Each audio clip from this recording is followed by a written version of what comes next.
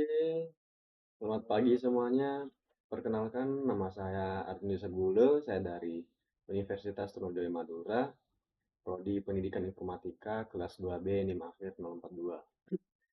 Di sini saya akan mempresentasikan tentang model pembelajaran PJBL atau Project Based Learning yang saya percaya dapat meningkatkan kualitas pembelajaran dan keterampilan siswa. Oke, namun sebelumnya kita harus mengetahui apa sebenarnya model pembelajaran. Nah, model pembelajaran adalah kerangka konseptual atau desain sistematis yang digunakan oleh guru untuk menyusun pengalaman belajar siswa agar pembelajaran berlangsung secara efektif, efisien, dan menyenangkan. Model ini mencakup langkah-langkah kegiatan belajar mengajar, strategi penyampaian materi, peran guru, siswa, serta cara mengevaluasi hasil belajar. Apa sih tujuan penggunaan model pembelajaran itu sendiri? Yang pertama, meningkatkan keterlibatan siswa dalam pembelajaran. Kemudian, menyesuaikan dengan gaya belajar siswa dan karakter lokal. Dan kemudian, membantu guru menyampaikan materi secara lebih terstruktur dan menarik. Terakhir, mendorong pengembangan keterampilan abad ke-21 seperti kolaborasi, kreativitas, dan pemecahan masalah. Apa aja sih contoh model pembelajaran populer yang ada saat ini? Yang pertama adalah PJBL atau Project Based Learning yang akan kita bahas nantinya. Kemudian Problem Based Learning atau PBL. Kemudian Discovery Learning, belajar dengan menemukan sendiri konsep. Jadi kita harus mencari dan menemukan konsep itu sendiri.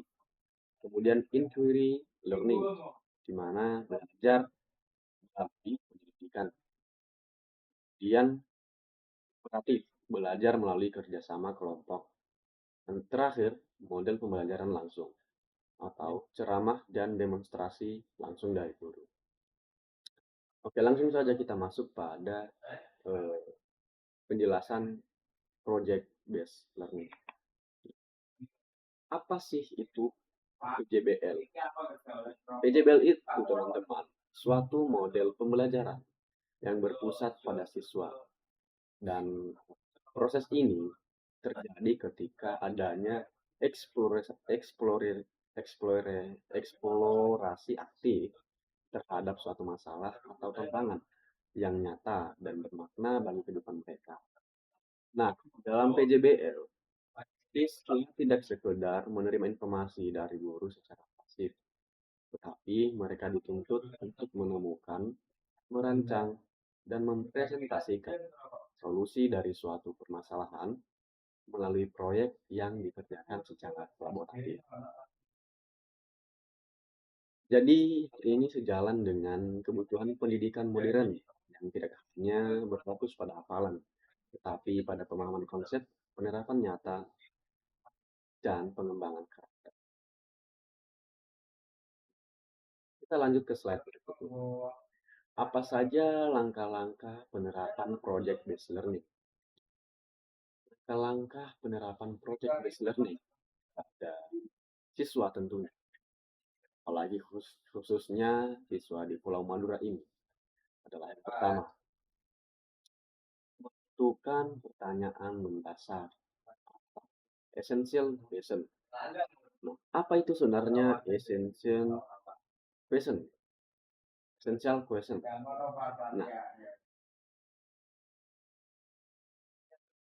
essential question adalah langkah pertama dalam project based learning, yaitu merancang atau menentukan pertanyaan mendasar yang akan menjadi dasar dari seluruh proyek yang akan dijalankan. Pertanyaan mendasar adalah pertanyaan yang bersifat terbuka, tidak bisa dijawab dengan satu jawaban benar saja, dan menghubungkan pembelajaran dengan dunia nyata. Misalnya di Pulau Madura, pertanyaan mendasarnya bisa berupa dengan pertanyaan seperti ini. Dengan pertanyaan seperti bagaimana cara melestarikan budaya lokal agar tetap dikenal generasi muda. Nah, dengan pertanyaan seperti ini, siswa akan terpacu dan mengeksplorasi, meneliti, berdiskusi, dan menciptakan solusi yang bermakna. Tujuannya adalah untuk membangkitkan rasa ingin tahu siswa dan membuat proses belajar menjadi bermakna, konseptual, karena berkaitan dengan kehidupan mereka. Yang kedua adalah merencanakan proyek. Ini berarti ada pertanyaan utama ditemukan dan siswa akan kemudian bersama-sama menyusun rencana proyek yang akan dilaksanakan. Dalam tahap ini, siswa akan menentukan apa saja yang perlu dilakukan untuk menjawab, kemudian menyusun daftar aktivitas, membagi peran jika bekerja dalam kelompok, menentukan produk akhir yang ingin dibuat, misalnya video lab, presentasi, hasil karya seni, dan lain sebagainya. Jadi, hal ini perlu desain yang harusnya ditentukan oleh siswa-siswa itu sendiri. Di sini, guru bertindak sebagai fasilitator yang membantu siswa merancang strategi pembelajaran sendiri sesuai dengan prinsip konstruktivisme yang menekankan bahwa siswa belajar paling baik saat mereka berperan aktif dalam prosesnya. Nah, tujuan dari planning the project ini adalah meningkatkan tanggung jawab siswa atas proses belajarnya sendiri dan melatih kemampuan merancang serta berpikir strategis. Kemudian yang ketiga, menyusun jadwal atau creating the schedule adalah rencana yang sudah disusun tadi, yang direncanakan tadi sudah matang.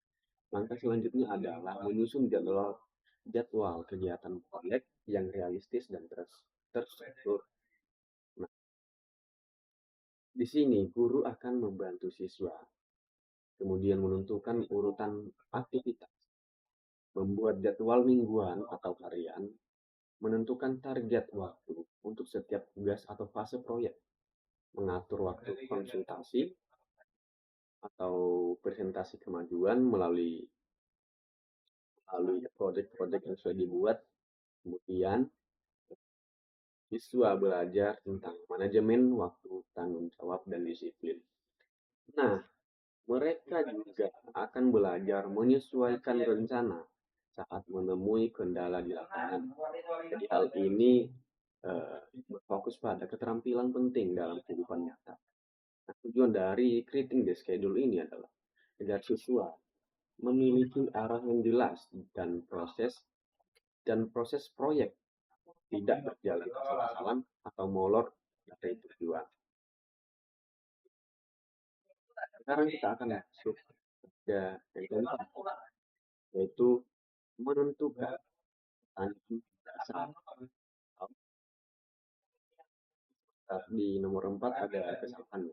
Kita masuk pada nomor 5, itu monitoring the project atau memantau kemajuan project.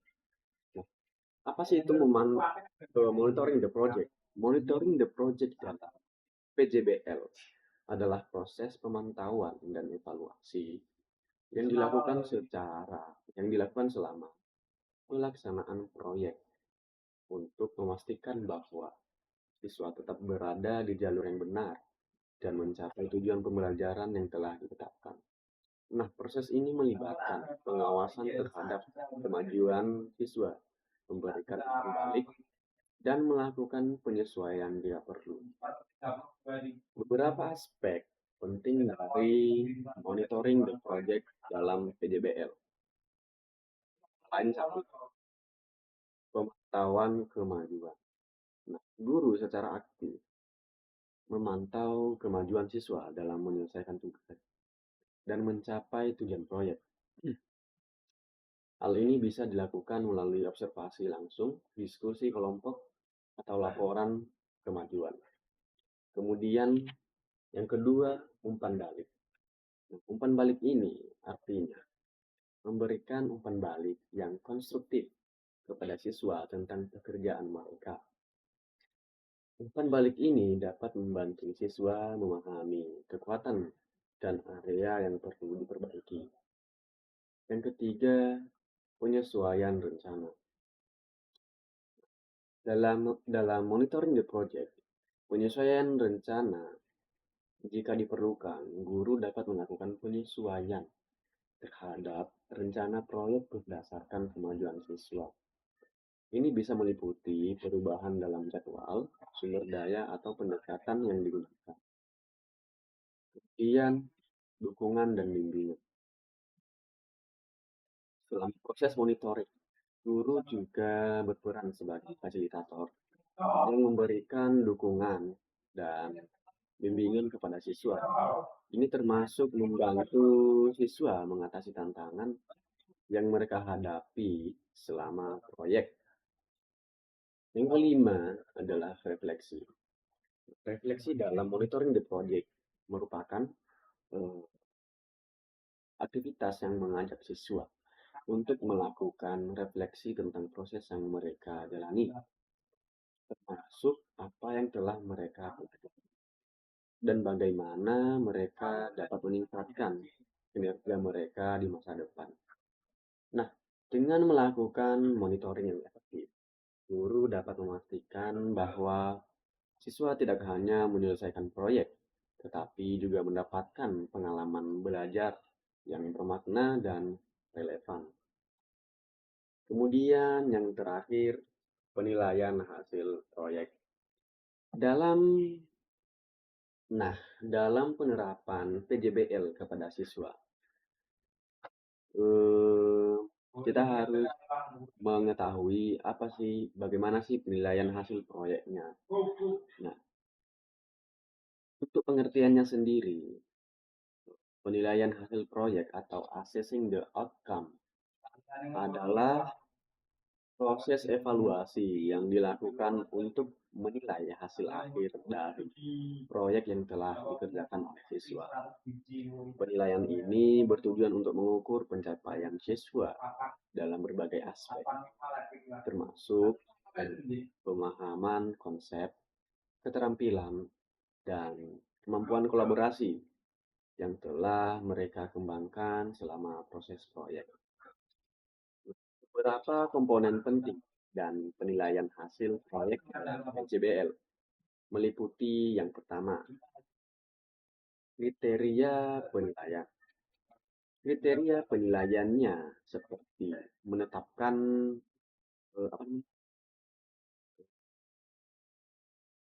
kriteria ini bisa mencakup aspek-aspek seperti bagaimana kreativitasnya, keakuratannya, kedalaman analisisnya, presentasi, dan kemampuan bekerja dalam sebuah tim. Nah, yang kedua, dalam penilaian hasil proyek ada rubrik penilaian. Dalam rubrik penilaian, menggunakan rubrik penilaian yang terstruktur untuk memberikan penilaian yang objektif dan konsisten. Rubrik ini biasanya mencakup beberapa deskripsi untuk setiap tingkat pencapaian, sehingga siswa dapat memahami apa yang diharapkan dari mereka. Kemudian penilaian proses dan produk. Dalam tahap ini, penilaian tidak hanya dilakukan pada produk akhir atau hasil proyek, tetapi juga ada proses yang dilalui siswa. Ini termasuk bagaimana mereka bekerja sama, berkomunikasi, dan mengatasi tantangan selama proyek. Kemudian umpan balik. Umpan balik dalam hal ini adalah memberikan umpan balik yang konstruktif kepada siswa tentang hasil proyek mereka. Umpan balik ini penting untuk membantu siswa memahami kekuatan dan area yang perlu diperbaiki. Kemudian refleksi siswa. Mengajak siswa untuk melakukan refleksi tentang pengalaman mereka selama proyek Ini bisa mencakup apa yang mereka pelajari, tantangan yang mereka hadapi, dan bagaimana mereka dapat menerapkan pembelajaran tersebut di masa depan.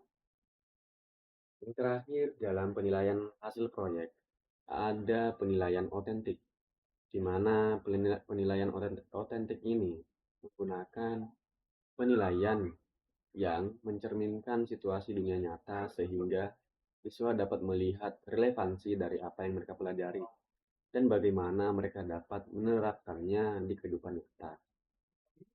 Setelah kita memahami bagaimana langkah-langkah penerapan project based learning, kita masuk pada bagaimana PJBL cocok diterapkan di Pulau Madura, khususnya bagi mahasiswa.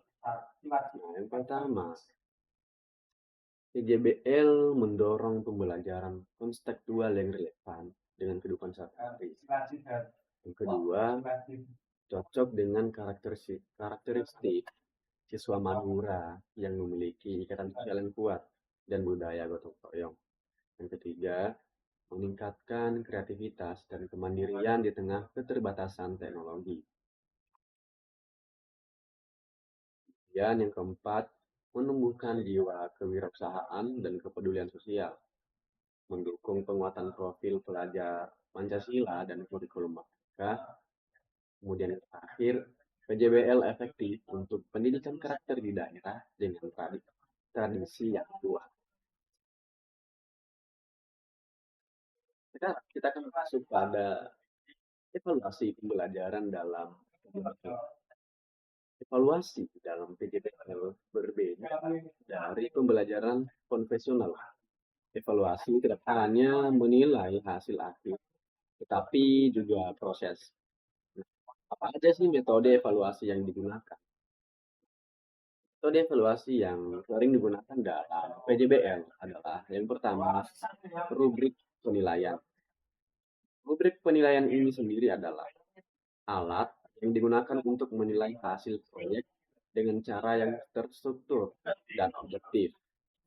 Kemudian penilaian diri dan teman.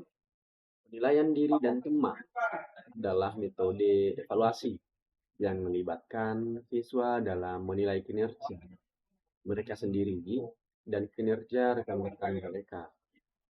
Kemudian portofolio proyek. Portofolio proyek adalah kumpulan dokumen dan artefak yang menunjukkan proses dan hasil dari proyek yang telah dikerjakan oleh siswa. Kemudian kita akan masuk ke slide berikutnya.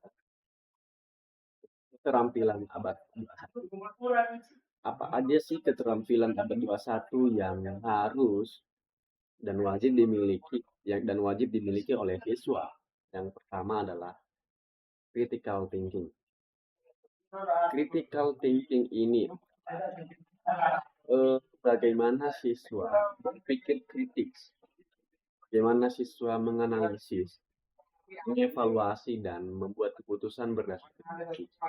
Jadi hal ini dapat membantu siswa dalam memecahkan berbagai masalah yang ada secara nyata dan dengan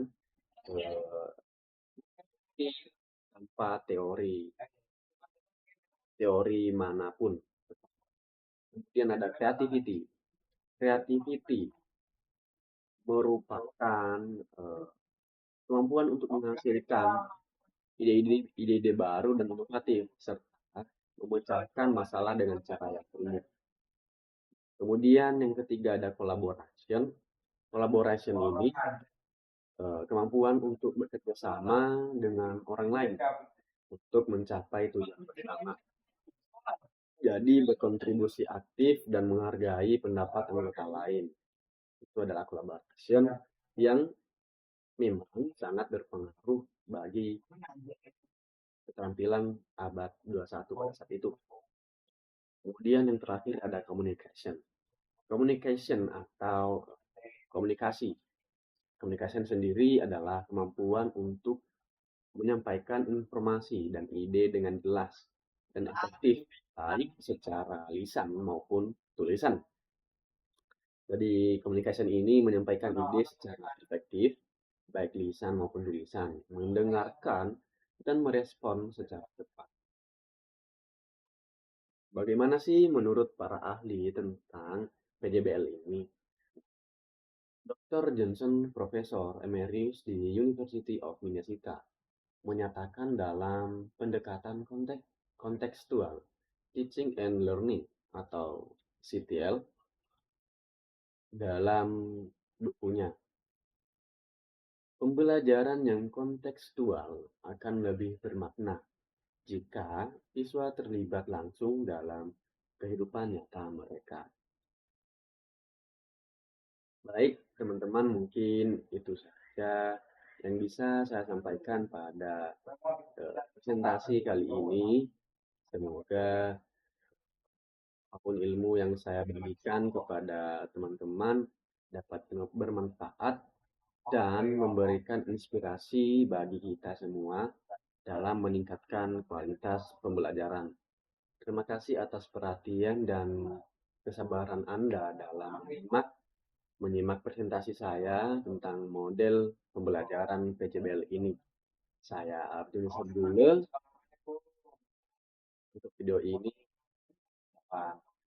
Selamat pagi.